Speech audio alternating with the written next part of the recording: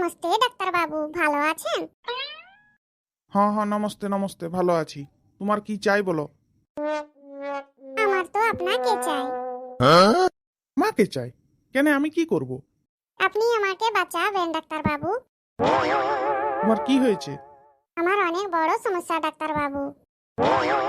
সমস্যাটা কি সেটা আগে বলবে, তবে না বুঝবো।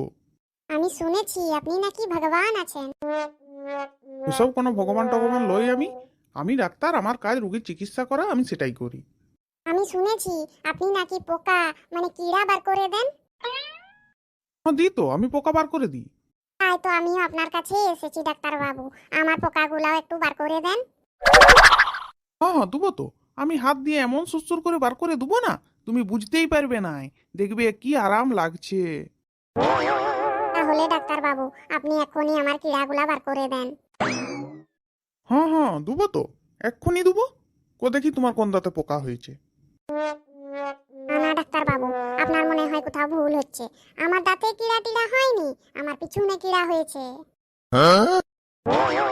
ডাক্তার বাবু আমি বলি কি একটু তাড়াতাড়ি বার করে দেন। তুই ডাক্তার বটি, আমি কোনো পোকা বার করা মেশিন লই যে তোর পিছন থেকে পোকাগুলো বার করে দেবো। আচ্ছা মেয়া বটে বা, আমি তো ওইটাই ভাবছি যে বললো কি করে কথাটা। কে জানে শালা, মনে হয় দমে মিষ্টি টিষ্টি খেয়েছে, দিয়ে পিছনটা এক পিছন মিলিয়ে আর আমার কাছে চলে এসেছে। শালা বলিয়ে দিলে ভালো করতাম যে আর এক বস্তা চিনি খেয়ে নিবি, যা ঠিক হয়ে যাবে।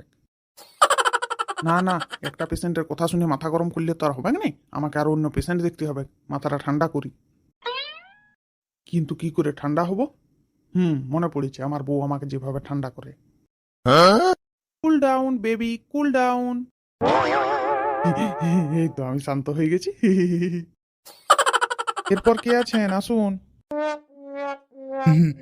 ডাক্তার বাবু, হ্যাঁ হ্যাঁ হ্যাঁ, পেশেন্ট। কি হয়েছে আপনার? না না ডাক্তার বাবু, আমার কিছু হয়নি। আমি পেশেন্ট লই, আমার বউ পেশেন্ট।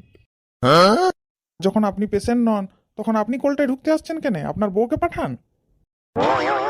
যাও বউ যাও, ডাক্তার বাবুর কোলটায় যেয়ে বসো।